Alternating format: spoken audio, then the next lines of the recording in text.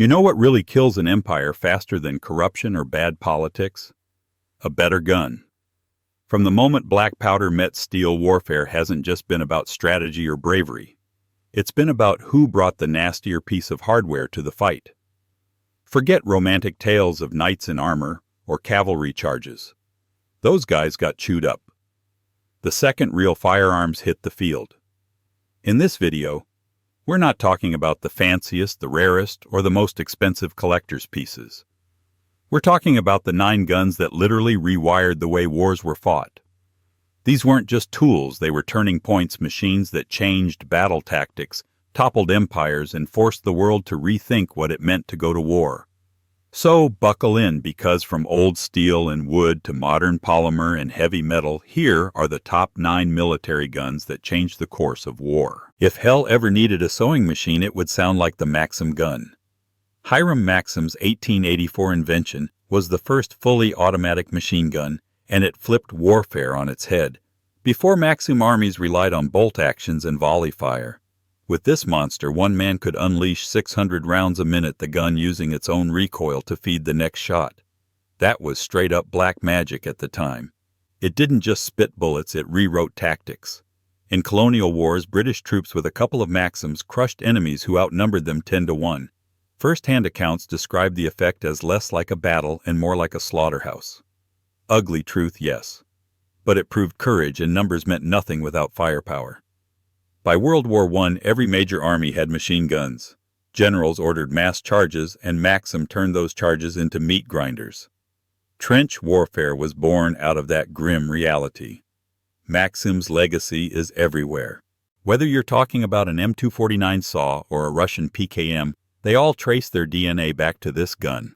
Maxim didn't just give soldiers a weapon, he handed the world a new philosophy: defense with firepower beats offense with bravery. If we're listing guns that changed the course of war, the Maxim isn't just a contender.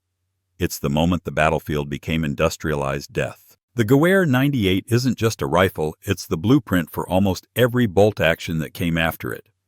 Introduced by the Germans in 1898, this long, rugged beast brought precision and reliability that soldiers could bet their lives on.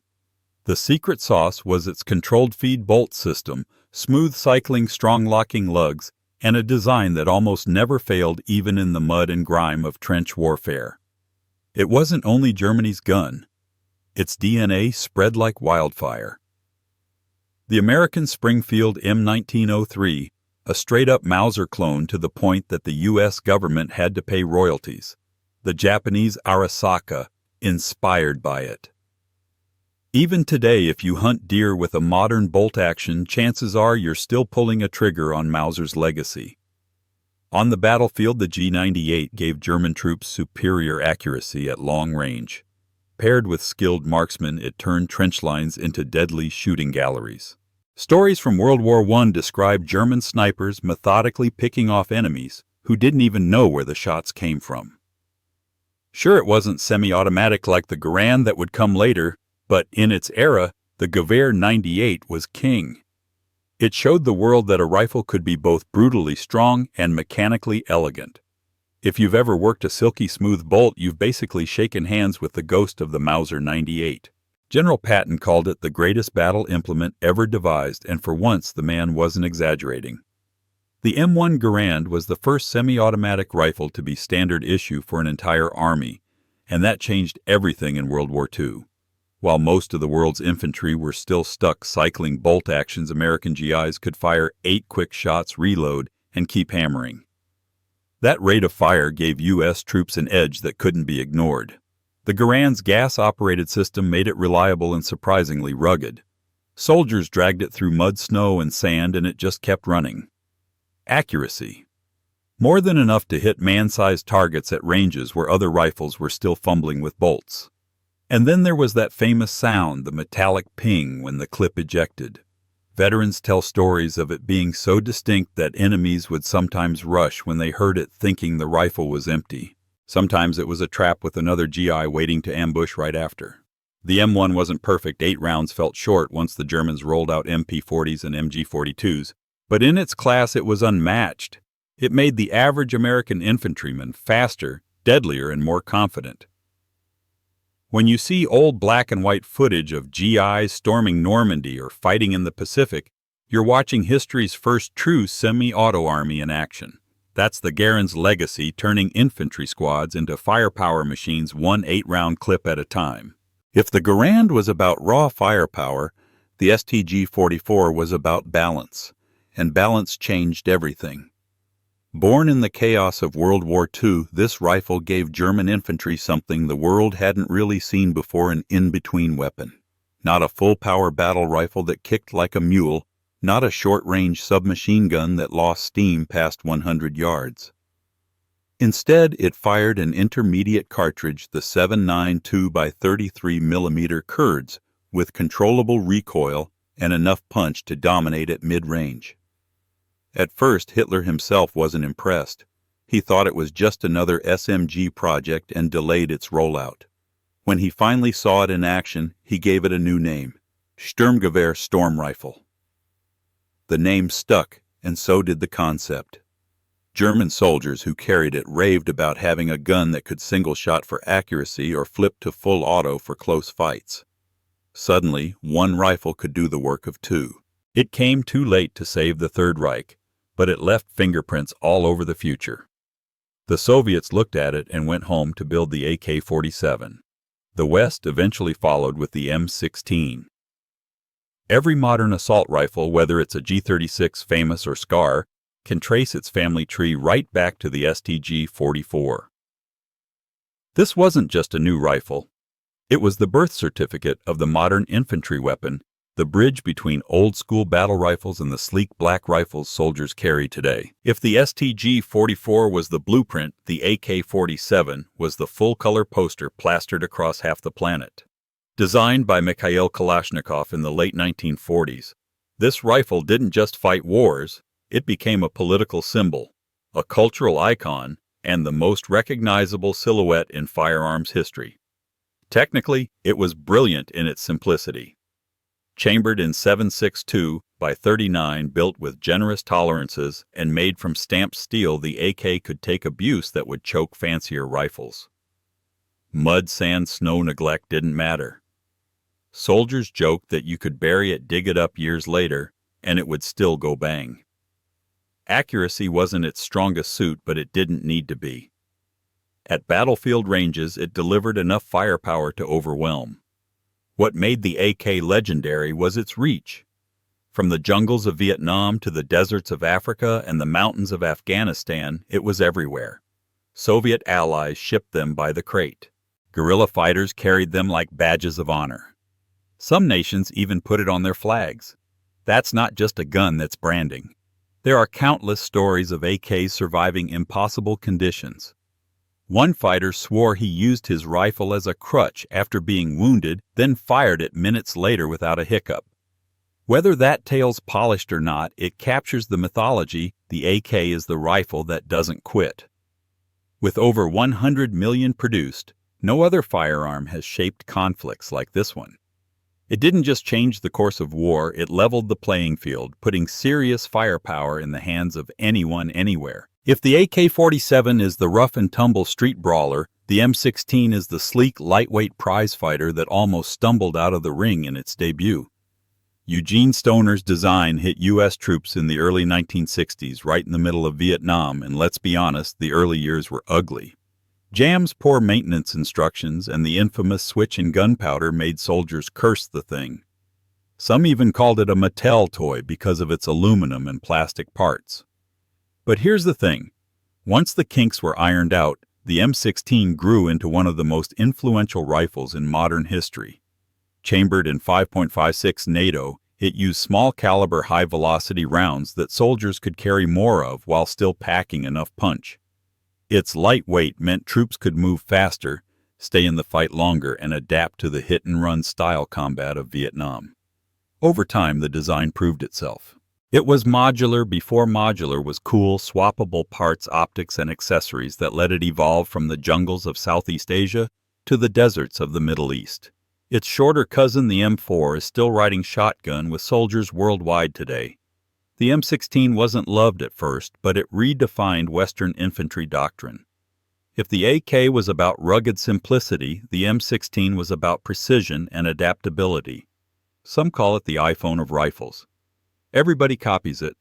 Everyone argues about it, but it sets the standard.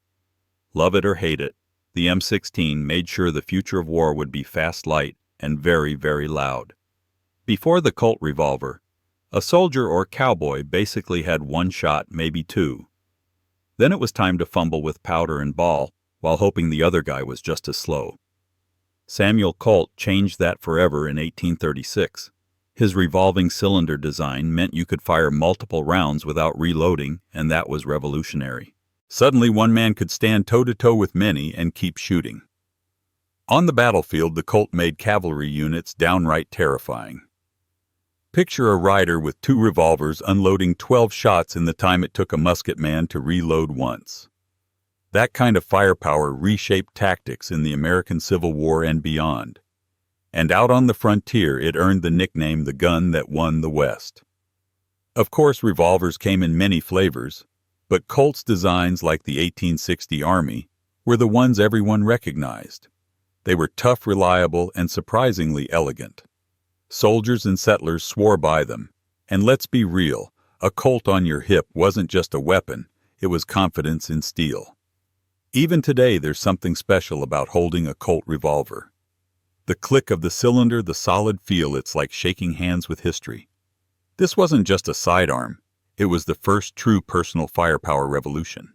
If the Colt revolver was about giving you more chances to stay alive, the Colt 1911 was about making every one of those chances count. Designed by the legendary John Browning, this semi-automatic pistol chambered in .45 ACP delivered the kind of stopping power that soldiers had been begging for after fighting Moro warriors in the Philippines, where smaller calibers just didn't cut it. The 1911 wasn't just powerful, it was reliable, rugged, and elegant in its simplicity. 8 rounds in a detachable magazine, single-action trigger, and ergonomics that just feel right in the hand. The trigger pull crisp like breaking a glass rod. Gun enthusiasts still gush over it more than a century later. This pistol served as the standard U.S. sidearm from World War I through Vietnam and beyond. Marines carried it on Pacific beaches, paratroopers had it strapped to their chests on D-Day, and countless soldiers trusted it when things got close and personal. There are plenty of modern pistols out there, but the 1911 has a soul. Ask any shooter who's tried one, and you'll hear stories about the way it points naturally, the confidence it inspires, or how nothing quite matches that thunk of a .45. The Colt 1911 didn't just arm soldiers, it defined what a combat sidearm should be. Over 100 years later, it's still doing the job, and it still makes people smile when they rack the slide. If God ever picked a favorite noise, it might just be the deep thump of a Browning M2. Nicknamed the Ma Deuce, this heavy machine gun has been spitting .50 caliber fury since the 1930s, and it's still in service today. That kind of staying power says everything you need to know. Designed by John Browning. Yes, the same genius behind the 1911, the M2 fires the massive .50 BMG round. We're talking bullets the size of your finger capable of shredding light vehicles, ripping through walls, or swatting planes out of the sky. Mounted on tanks, trucks, aircraft, or just set up on a tripod, the Ma Deuce gave Allied troops in World War II unmatched firepower. And it didn't retire after the war.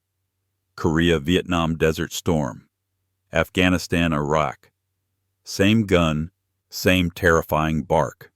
Soldiers both love and hate it. Love it for its raw, destructive power. Curse it for weighing almost as much as a small child when you have to haul it uphill.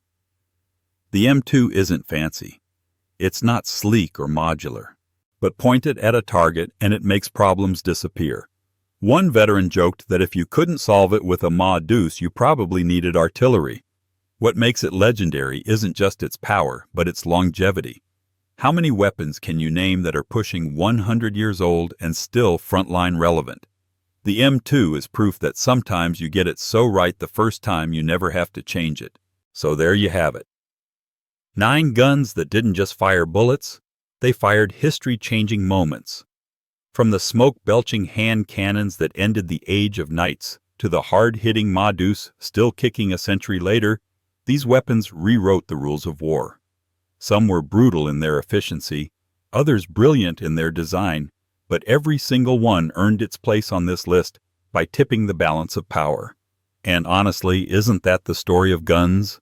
Not just tools of destruction, but milestones of innovation that shape the world we live in today.